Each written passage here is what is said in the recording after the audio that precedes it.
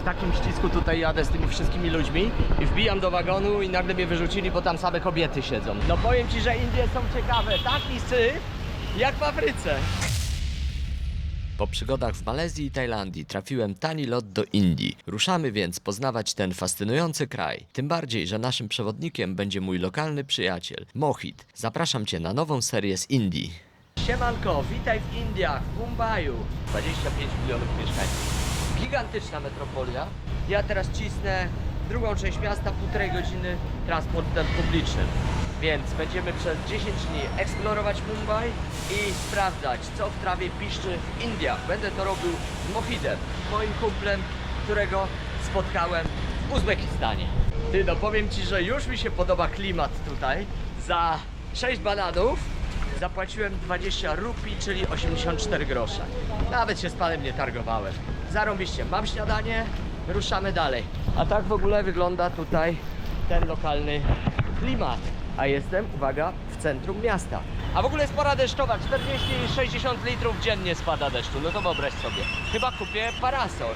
Muszę się tu trochę orientować. Idę teraz tu z jakąś panią miłą, mnie prowadzi, ponieważ nie mam internetu, nie mam nawigacji, ale jaja. No i jak widzisz, nie jest to takie łatwe tutaj. Muszę znaleźć bankomat, muszę kupić internet i muszę kupić parasolkę, bo tutaj sekunda i człowiek jest totalnie przemoczony, jak widzisz. Sezon deszczowy się zaczął. To miasto jest olbrzymie, więc trzeba się poruszać pociągami, no bo inaczej to w ogóle nie ma szans. Zobacz, bardzo dużo tutaj bezdomnych i biednych ludzi. No Indie są wyzwaniem. Ten, kto był w Indiach, mówi mi, że jeżeli Indie się przejdzie, to już wszystko się przejdzie. I jestem w stanie sobie to wyobrazić. Kupiłem bilet. Za bilet zapłaciłem 10 rupii, czyli 40 groszy. I będę jechał teraz godzinę tym pociągiem.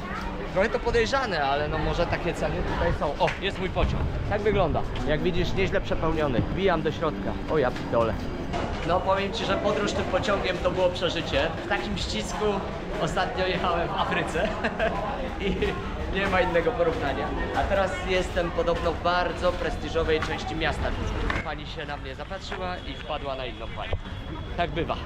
Ty, no zobacz, a tak wygląda ten dworzec, po prostu wypas. Kosmos. Jaka tu jest przepiękna architektura w tym mieście. Jestem zachwycony. No i co? Przed chwilą była ulewa, teraz jest upał, zarąbiście. Zobacz, jesteśmy w 10-milionowym mieście, w samym centrum, w najbardziej prestiżowej dzielnicy. I co tu się dzieje? Krówki, święte krówki. Obrazek wydaje mi się niespotykany nigdzie indziej. Tylko co one tu jedzą? Trawę? Ale ja!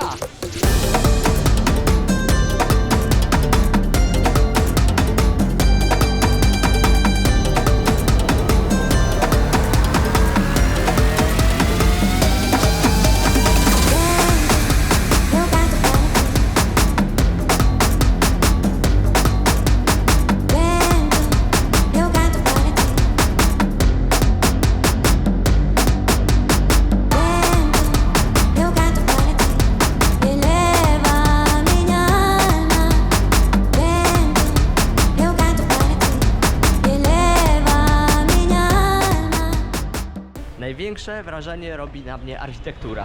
Nie mam internetu, idę na pałę, pytam ludzi i generalnie staram się dotrzeć do hostelu po to, żeby wziąć prysznic i się przebrać po tej porannej ulewie. Chodzę do hostelu, zobacz w jakich ja warunkach mieszkam. No ale na tym polega właśnie podróżowanie niskobudżetowe. Nie ma co narzekać, trzeba wbijać na górę i zobaczymy, co mnie tam czeka.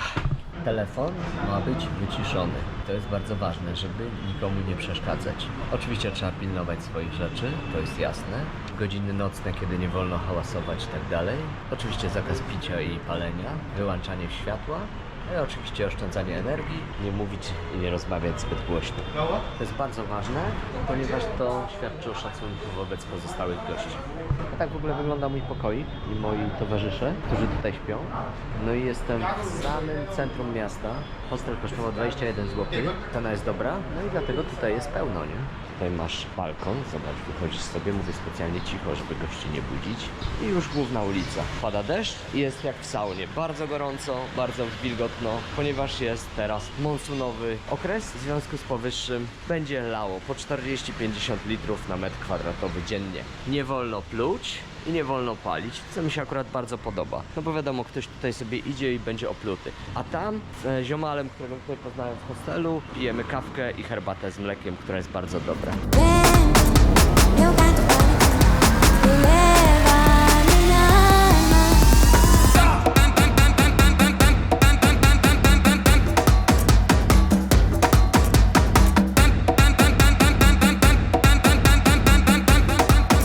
It's like a fruit. Fruit. We can eat this, yes? Yeah. Show me. Okej, zobacz, to tak wygląda. Very good. What's the name of this? Bardzo dobre. It's called a zingara. Zingara? Yeah. Zingala. Czyli kasztan wodny rośnie w Indiach w płytkich jeziorach i rozlewiskach, zwykle na głębokości mniej więcej od 0,5 do 1,5 metra. Zbiory odbywają się ręcznie, ludzie wchodzą do wody, wyciągają go spod roślin do koszy. Dlatego jest droższy niż inne owoce, bo jest to ciężka i niewdzięczna praca. A smak? Petarda, szczególnie na surowo. Coś jak połączenie kokosa, jabłka i delikatnej nuty ziemniaka. Jest mega soczysty, chrupiący i orzeźwiający. No i bonus, bardzo zdrowy, bo ma sporo wody, błonnika i minerałów. And what about that? This is This is Java plum. What? Java plum. Java plum. I don't know what this is. It's fruit as well? Yeah. It's called Indian blackberry. Ah, blackberry. You want to eat? Yes. एक piece दो uncle इसको. Let's try. Tu mi ziomal lokalny pokazuje różne rzeczy. Wyciąga na bezczelnego. Oni fajnie tu negocjują. Mówi, żeby zbijać cenę 5-krotnie zawsze. Zobacz, siedzę tutaj z moim ziomalem lokalnym. Zamówiliśmy pulau, a on nie je mięsa, to on je wersję bezmięsną. No i tutaj masz do tego cebulę i jakiś taki chyba, nie wiem, jogurtowy sos, zaraz zobaczymy. Ale ja poprosiłem, żeby nie było ostre, pikantne, bo mam za dużo tego pikantnego.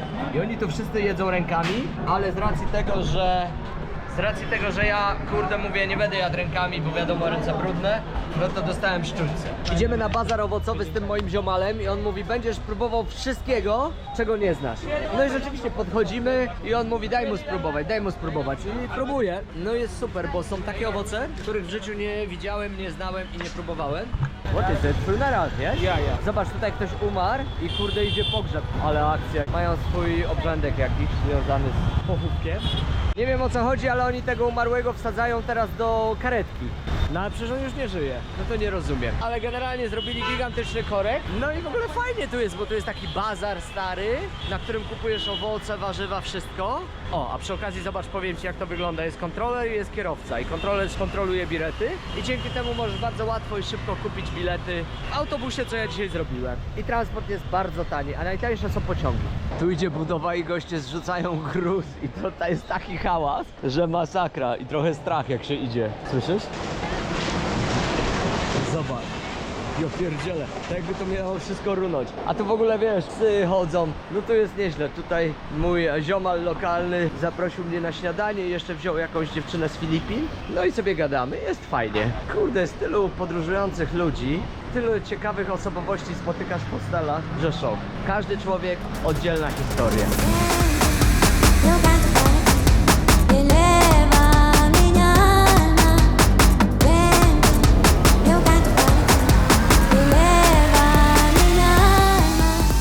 To danie nazywa się gulab jam, ponieważ poprzednie było bardzo ostre, więc stwierdziłem, że wezmę kawkę z mlekiem i coś słodkiego. A w ogóle to tutaj siedzimy w bardzo fajnym towarzystwie, rozmawiamy o różnych filozofiach. I tutaj mój ziomal jest wielkim fanem Osho, którego ja również czytałem swego czasu. I sporo fajnych rzeczy z Osho wyciągnąłem. Aczkolwiek ja osobiście jestem wielkim fanem Vadima Zelanda i transurfingu rzeczywistości. Aczkolwiek nie w 100% nie jestem jakimś fanatykiem. Myślę, że około 80% tej filozofii biorę. No i tutaj koleżanka z Filipin też opowiada nam o swoich różnych ciekawych filozofiach. No i wymieniamy opinie. To jest super, że można sobie siedzieć z ludźmi z kompletnie innych światów i wymieniać opinie. Ruszam do innego hotelu na spotkanie z Mochedem. Mohed już tam dojechał i czeka na mnie. No i zobaczymy jak to w ogóle będzie wyglądać ten czas wspólnie spędzony. Już się cieszę na to spotkanie. Mohed, jak pamiętasz, jest bardzo pozytywnym, fajnym gościem. No i przede wszystkim też jest lokalesem, więc pokaże mi tutaj wszystko. I będziemy razem eksplorować Mumbai. On nie jest z Mumbaiu, natomiast no, na pewno będzie ogarniał tutaj lokalne klimaty dużo bardziej niż ja. Siemanko, jest 6 rano, witam Cię kolejnego dnia w Mumbaiu. Walimy z Mohidem na targ rybny. Będzie pięknie pachniało.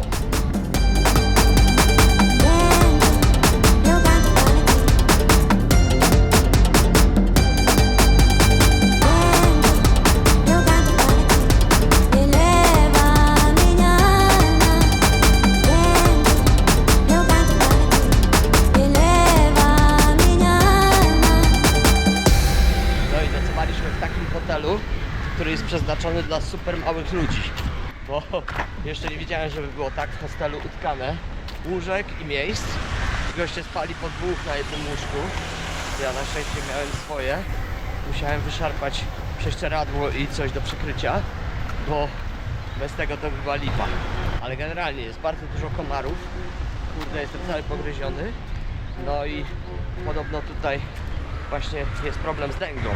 Malarią mniejszy, ale z dęgą spory. No i trzeba na te komary uważać, tylko nie wiem jak uważać. Nie było szans wczoraj rozłożyć moskitiery, no bo by się tam nie zmieściła w tym ścisku. No i tak spałem z tymi wszystkimi ludźmi. Więc mam nadzieję, że wszystko będzie dobrze. Ty, w ogóle jesteśmy tu z Mohidem, pamiętasz Mohida? Mohid, spotkaliśmy się w Uzbekistanie, Uzbekistan. I zobacz, tu są krowy w centrum miasta, najbardziej nowoczesnego 15-milionowego miasta. Właściwie to nie wiadomo, ile to miasto ma mieszkańców. 12, 24, różnie mówią. Ale generalnie ja go pytam, o co chodzi z tymi krowami, a on mówi, no wiadomo, krowa jest święta, nie wolno krowy zabić, ani uderzyć, ani nic, trzeba ją szanować. No ja mówię, no to co one jedzą? On mówi, ludzie im przynoszą jedzenie, domowe jedzenie, czyli karmią krowy tak jak, nie wiem, w Polsce się karmi psy na przykład. I na przykład jest taka akcja, mówi, że w domu pierwsza porcja jest zawsze dla krowy. Czujesz temat? Mamy nasz autobusik, teraz trzeba się wbić.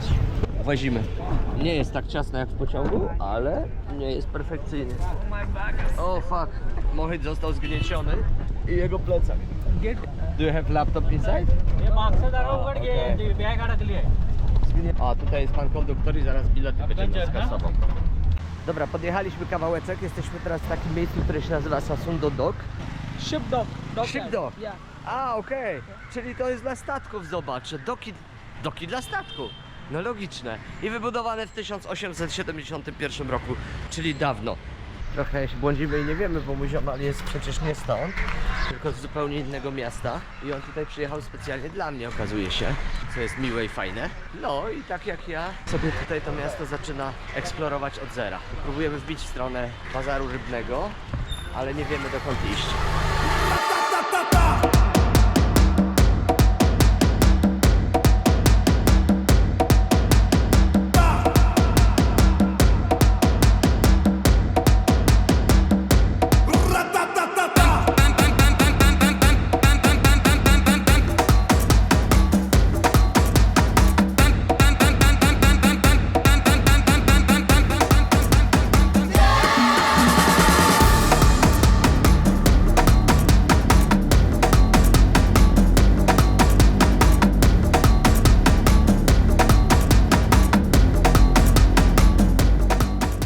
Zobacz, tutaj mamy już dostęp do morza, a ta woda jest bardzo, bardzo brudna. To jest to, co mnie interesuje. Zaczyna odbywać się handelek, ale nie jest to jakiś wielki market. A tu ewidentnie odbywa się już jakiś handel, bo idą negocjacje. A buty już mam przemoczone. Zobacz. Na ziemi leżą. I cenę negocjują. Wygląda w ogóle, jakby było więcej chętnych na zakupu ryb niż oferujących ryby. No i zobacz, przypływa następny statek do tego portu. Widać, że rybacy mają w tych wiadrach jakieś rybki i zaraz będą wyładowywać, a tam ludzie czekają i będą to kupować. Przypłynęli, rzucili takie małe rybki.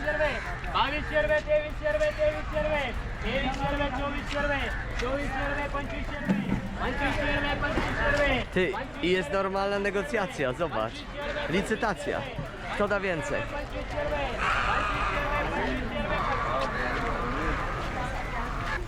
Czyli normalna giełda tu się odbywa. Tutaj generalnie nagrywam spod biodra, bo on mówi, że nie wolno nagrywać. To, co oni tutaj robią, okazuje się, jest nielegalne. Oni nie mogą tych ryb tutaj łowić i łapać. No i dlatego była afera, że nagrywam. tam siedział gliniarz, który zabronił mi nagrywać i kazał mi to wszystko skasować, bo przypływają statki, które nie mogą łowić, płacą mu oczywiście łapówkę i on im pozwala wpłynąć do portu, wyrzucać szybko te miski, oni szybko robią targowanie, giełdę i kto kupi, ten kupi i zawijają z powrotem i odpływają. W związku z tym to wszystko jest takie na krzywy ryj, no i dlatego była afera z tym moim nagrywaniem. Ale coś tam mi się udało nagrać, to ci pokażę. Zobacz jaki ciekawy obrazek. Panie tutaj transportują tak samo jak w Afryce na głowach towar, czyli to nie jest tylko afrykański wynalazek. A my teraz ciśniemy z powrotem do centrum miasta. Później zmieniamy hostel, bo ten był hardkorowy i później spróbujemy wbić do slumsów. Największe slumsy w Azji. No wyobraź sobie, ponad 1 milion ludzi tam mieszka. Ciekawe, czy tam będzie można nagrywać. No i zobacz, stoi sobie krówka, ma przygotowane jedzenie, okazuje się, że te trawy to są dla niej. No i to jest obrazek chyba tylko w Indiach do zobaczenia, nie wiem. Nigdzie wcześniej nie widziałem czegoś takiego. Nie mam wolnej ręki, ale muszę to nagrać. Tu jest taki system, wsiadasz z tyłu, gość kasuje bilety i później sukcesywnie przesuwasz się do przodu przez ten cały tłum po to, żeby wysiąść z przodu. Z tyłu nie można wysiąść, a z przodu nie można wsiąść. I teraz jak jedziesz 10 przystanków, tak jak my, to jest gitara, ale jak jedziesz jeden przystanek, no to jest naprawdę wyzwanie, żeby tych wszystkich ludzi tutaj przepchać i przepchać się do środka. Przejechaliśmy przez miasto autobusem, no i wbijamy na targ warzywny. Zobacz, Dragon Fruit.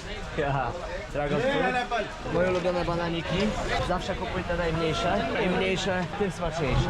Patrz jak fajnie pan sobie siedzi na swoim piedestale. Ha? I handluje przez telefon. I nie tylko. Tu można kupić dobrego arbuza, tylko jak go kurde umyć i zjeść. Można kupić mango, mają bardzo dobre, awokado, papaje i to są takie podstawowe ciekawostki. Mają oczywiście jabłka i inne rzeczy, ale to już żadna egzotyka dla nas. Dragon fruit po przekrojeniu tak wygląda. No i Indie mają różne strefy klimatyczne, więc mają owoce cały rok, ile tylko chcesz. A to są te arbuzy, które jedliśmy. Bardzo słodkie, bardzo smaczne. A tu masz papaję. ये क्या इसको कच्चा भी खा लेते हैं कच्चा खाते की सब्जी बनती है No i nam pan zaraz obierze i da.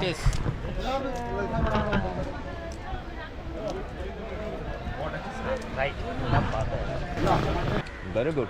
To jest wyjątkowo dobre. Weźmiemy trochę, no bo to jest naprawdę fajne.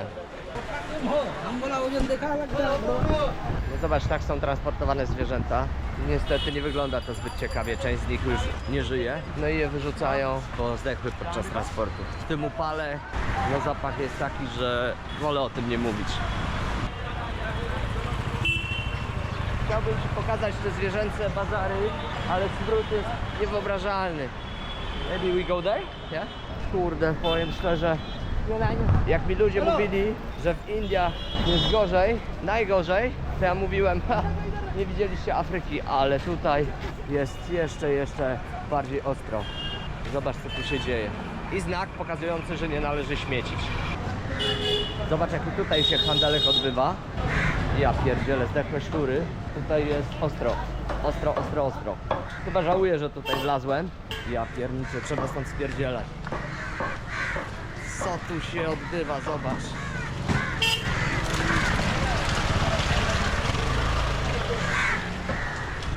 O kurde, po czymś takim to odechciewa mi się jeść mięsa. Spierdzielam stąd jak najszybciej. Ja pierniczę, ale się wrypałem. To jest najbardziej hardkorowe miejsce, jakim byłem w życiu. Nawet w Afryce te targi z rybami się nie umywają. Dobra, wybijam stąd pierwszą możliwą uliczką. Szczury jedzą zdechłe szczury. Jakiś dramat, będę musiał umyć stopy, bo mam całe buty przemoczone. Krwi i w całym tym zgniłym syfie. Jestem z siebie dumny, że przeszedłem tą alejką. Zmieniamy znowu hostel, bo ten był nie do wytrzymania i szukamy trzeciego. Okej. Każdy dzień nowy hostel, nowe doświadczenia. Zobacz na tą architekturę. Cudo! No i tu próbujemy wszystkiego lokalnego. Teraz jest samosa, która wjeżdża zaraz nam na talerze. No i zobacz, taki głęboki tłuszcz. Ceny jak widzisz po 18-20, czyli bardzo dobre. I tak to jest przygotowywane. Zobacz, pan tutaj pięknie przyrządza ręcznie. Jak widzisz, warunki są takie, jakie są. Bieżącej wody brak. Samosa to jest coś, co będziemy jeść. Can you tell me about samosa, something more? It's a it's stuffed with aloo, potato. Yes. Yeah, and you eat it with chutney, which they're still preparing. That Yes. chutney it's made with chilies and coriander. Ah, okay. It can be very good. Yes. Let's eat this. I think it's going to take some time. Ah, okay, it's not ready? Okej, czyli nie jemy tutaj, bo to jeszcze nie jest gotowe, bo pan, jak widziałeś, mieszał rękami na ziemi i to chwilę jeszcze potrwa. I tutaj te pieski są bardzo ładnie odżywione i to mi się podoba. To jest pierwszy kraj, gdzie pieski są wypasione, jak widzisz. Mają kupę jedzenia, które mogą to znaleźć, ale oprócz tego ludzie bardzo je dokarmiają. Jak widzisz, Mumbai to jest miasto, które tonie w śmieciach. Cóż mam skomentować, tak to jest. Trzeba uważać, gdzie się chodzi, ponieważ można naprawdę nieźle wdepnąć, o tak powiem, dyplomatycznie. Zobacz. I to jest standardowy obrazek. Dzisiaj przeniesiemy się do hotelu na północ, no i zobaczymy, jak to tam wygląda. I kolejny wypasiony kundelek. Spójrz, pięknie odżywiony, co? To mi się w Indiach akurat bardzo, bardzo podoba. Zobacz, tutaj pan sprzedaje takie kwiatki, robi takie piękne bukiety. I to wszystko, żeby była jasność, jest naturalne. Piękne, to nie jest sztuczne. I to wszystko jest właśnie po to, żeby oni się modlili. A mają, uwaga, około 10 tysięcy bogów. Wyobrażasz to sobie? 10 tysięcy bogów? O co tutaj w tym wszystkim chodzi? 10 tysięcy bogów. No i który teraz jest ten właściwy? Dobra, mamy coś, co się nazywa warapal. This is made of potato. Jest? And this is the pav. Aha. They put some chutney, Okej. the coriander chutney. And this is the most famous breakfast in Maharashtra. Okay, Mumbai. so and it's full vegetarian. Full vegetarian. Ja? Okej, I see. No dobra, to wcinamy w takich oto warunkach. Dobrze, że ręce umyłem chwilę temu. I tutaj jesteśmy w takiej knajpie, która specjalizuje się w lassi. I lassi to jest ten taki mleczny napój. W tym wypadku bardzo słodki, ale bardzo dobry. Mi się to spodobało. I po śniadanku to jest super historia, żeby sobie zjeść jako deser. I to są różne rodzaje, natomiast oni dzisiaj mają standardowy. Pan nam to zmiksuje z jakimiś przyprawami, pewnie z kardamonem. Kesar. Kesar. Saffron. Safran. A, okej. Czyli z szafranem będziemy to pili. No i to może być bardzo, bardzo fajne. Kesar lassi, czyli lassi z szafranem. A Indie są potężnym producentem i eksporterem szafranu, ponieważ jest tu tania siła robocza i sprzyjający do tego klimat. No to pijemy z moim kumplem Mohidem. Nocowaliśmy dzisiaj w takim hostelu, który był najbardziej syfny na świecie, ponieważ jak widzisz tutaj jest natkane, no tak, że nie można przejść. I nawet niektórzy goście spali po dwóch na tym takim łóżeczku. Ale ma jedną fajną rzecz. To są takie skrzynki, zobacz, które mają w środku gniazdka i możesz sobie podłączyć telefon do ładowania i zamknąć na klucz. I to jest super, bo przeważnie jest z tym kłopot, że jakby ładujesz w ten sposób, no i zostawiasz telefon, ktoś może to buchnąć. A taki system kosztował niewiele i jest świetny. Tutaj dodatkowo oczywiście każdy z nas miał swoją skrzyneczkę, gdzie mógł zamknąć również plecak i to też było fajne. Ja spałem tam na górze i trzeba było uważać, żeby ten wiatrak nie urwał głowy, bo jak się siadło, no to dostawało się tym wiatrakiem w głowę i prawdopodobnie ktoś tam już kiedyś dostał, bo jest wykrzywiony, a to jest blacha, metal, więc musiało boleć. No i te wiatraki tak zasuwają, klima niby była, ale nie działa, no i cóż, cały hostelik, ciasno, natkane. No ale cena 20 zł, no to czego się spodziewać. A tak wygląda mój plecak spakowany. Kłódeczka, rewelacyjna rzecz, ważne, że są 4, a nie 3. Wtedy człowiek ma dużo trudniej, żeby sobie to rozszyfrować. Oczywiście może to przeciąć, wtedy coś wyjąć, ale wtedy widać ślady włamania. A tak plecak jest bezpieczny. Tutaj jeszcze przyczepiam linkę, którą mam, ale no akurat w tym wypadku nie trzeba. Karimata, która okazała się fantastyczną rzeczą, ponieważ dzięki niej zacząłem robić pompki i ćwiczę. I to jest super sprawa, bo z tym był kłopot w hostelach. Woda mineralna, ubrania, które są permanentnie mokre, jak widzisz, niedosuszone i takie gnijące. No ale założę to zaraz na siebie i wyschnie. I klapki, absolutnie najważniejsza rzecz w każdym hostelu. Bez tego się nie ruszaj. I oczywiście klapki na zewnątrz plecaka, bo są syfne, więc nie chciałbym, żeby dotykały jakichś czystych rzeczy. No i tyle, jestem gotowy do drogi i zataczamy koło, wracamy do hostelu Ostello, bo on był najfajniejszy z tych najtańszych. No i ruszamy z naszego hostelu, zmieniamy na Ostello i bardzo się cieszę. W Ostello, pomimo że na początku mi się nie podobał, no bo jeszcze nie wiedziałem jakie są warunki, tam jest wszystko co trzeba. Wygodne, fajne łóżka z prywatnością, świetne toalety i łazienki i prysznice przede wszystkim. No i oczywiście do tego bardzo szybki internet i czysto. Więc gitara, zmieniamy na Ostello. Ale pewnie tam długo nie zostaniemy, bo będziemy podróżować, a nie zostawać w Mumbai. Ty, zobacz, pożar, ale numer. Czekamy na straż pożarną. Ale jaja. O kurde, konkretnie. For mosquitoes. For mosquitoes? Yeah, yeah. A, nie, sorry. To gość tak zadymił na komary, truje. O kurde, spierdzielajmy, bo nas potruje, nie? Myślałem, że to jest pożar, a gość po prostu w ten sposób truje komary. No i zobacz, piękny obrazek krowa i pani ma trawę dla tej krowy i pani o tą krowę pięknie tutaj dba. Karmi ją i tak dalej. O kurde. No trzeba się tu przyzwyczaić trochę do tego bałaganu i hałasu i zamieszania. Ale wszystko jest do ogarnięcia. Pierwsze 2 dni są zawsze szokiem. Patrz jaki symbol. Haha, you know this symbol? No. It was Nazi symbol from Second War. That one's different. Yes, different? Ah, This one is, the top symbol. yes. It's thousands of years old. Really? Nazis, they took it. They Ah, made a different version of it. okay. They stole from India. Yeah. Okay. This is the oldest symbol in the civilization. It's like more than 5,000 years ago. Really? You can find it even in even in the other in Europe, in the Egypt and all. Ah, you can find okay. it in their history also. So they adopted it like... Yeah, okay. Nazis, they adopted it. Ah, I see. Czyli widzisz, ładnie nam to wszystko wytłumaczył, to faszyści ukradli ten symbol, a symbol ma 5000 lat i możesz go znaleźć wszędzie na Called as świecie. swastik. In India, it's called swastik. Swastik, yeah, in Europe the same. Czyli też się nazywa tutaj swastyka? Swastyka. No nieważne, już mi się wszystko myli. Patrz ile tutaj jest ludzi w Indiach. 1,6 miliarda mieszkańców. Zobacz co tu się odbywa. Niezły kocioł, nie? Aha, i ja idę złą stroną, bo przecież tu jest ruch lewostronny. I to dotyczy nie tylko samochodów, ale i pieszych. Patrz jak ładnie ludzie się ustawili i czekają. Line. I zobacz, piętrowe autobusy.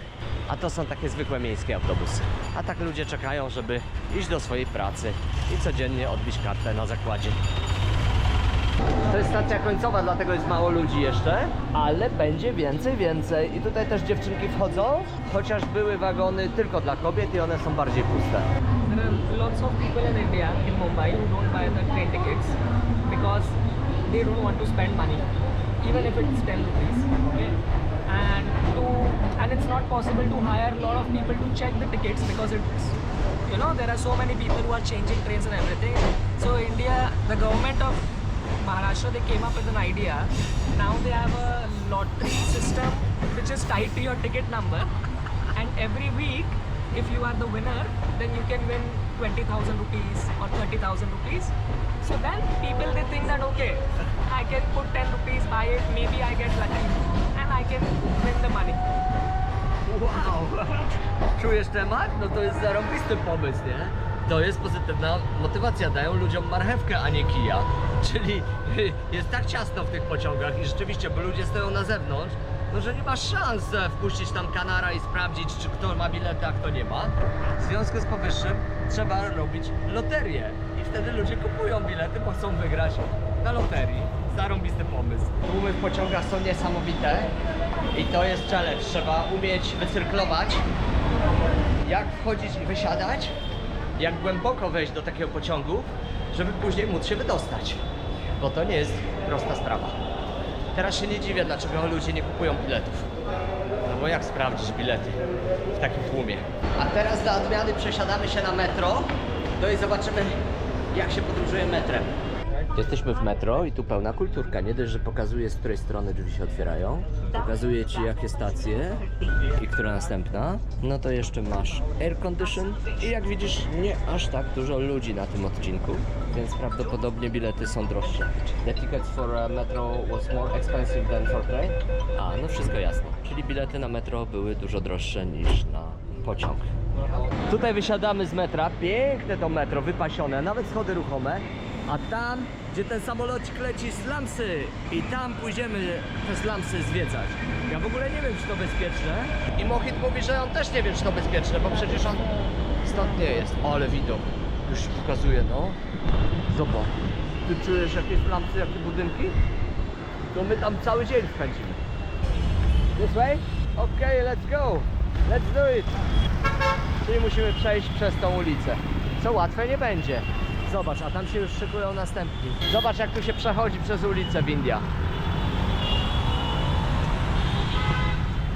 A oni zaraz wszyscy ruszą? Mam nadzieję, że nie teraz. Bo będzie przerypane. Już stoją w dokach startowych. Okej. Udało się. Ja pierniczę. Nie jest to łatwe tutaj.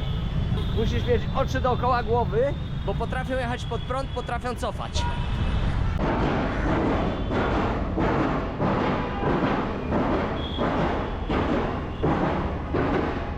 No aż mi się nie chce gadać, nie wiem co mam komentować. Zobacz na moją twarz, jestem spocony. Wyskoczyły mi jakieś pryszcze na twarzy od tej chyba wody. Tu jest generalnie tak, że jak myjesz zęby, musisz... Aha, jest nasz hotel. Musisz myć zęby wodą mineralną. Jak bierzesz prysznic, musisz zamykać usta, żeby ci nic nie wpadło do buzi podczas brania prysznica. Ta woda, którą się myjesz i tak dalej, i tak dalej. Nie jest tu łatwo.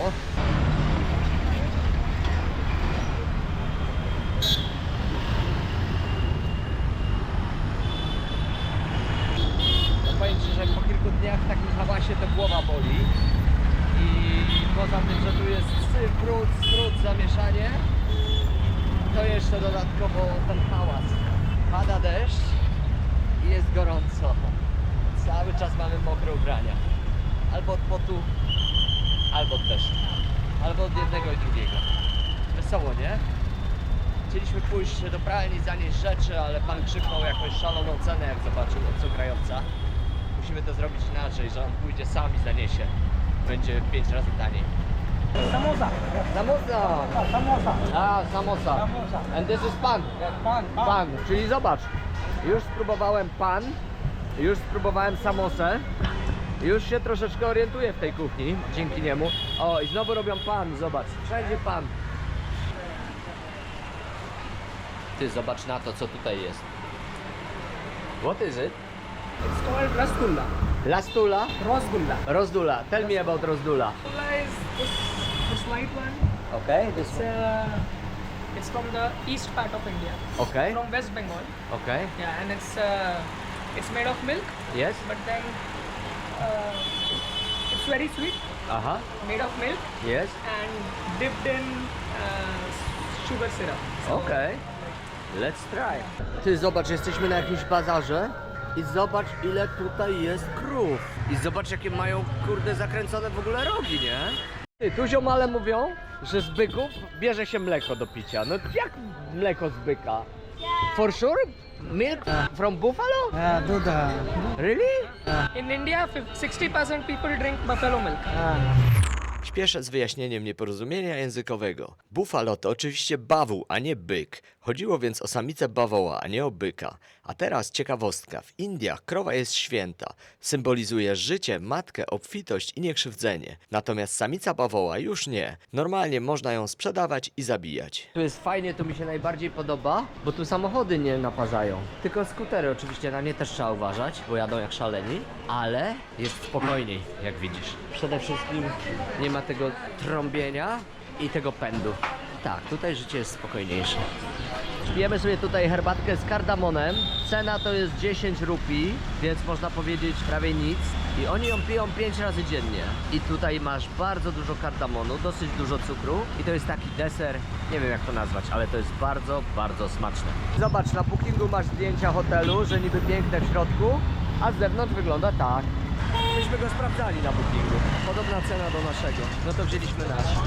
Patrz jak się odzież produkuje tutaj w Indiach. Produkują ciuchy i od razu je prasują. A my się kręcimy po takich miejscach. A tu chyba kupują materiał, do nich przyjeżdża w takich paczkach, żeby to produkować. A nie, to kwiaty w środku, róże jakieś. A tak wygląda nasz hotel. Najlepszy hotel w Mumbaiu, w jakim byłem. A byłem w 3.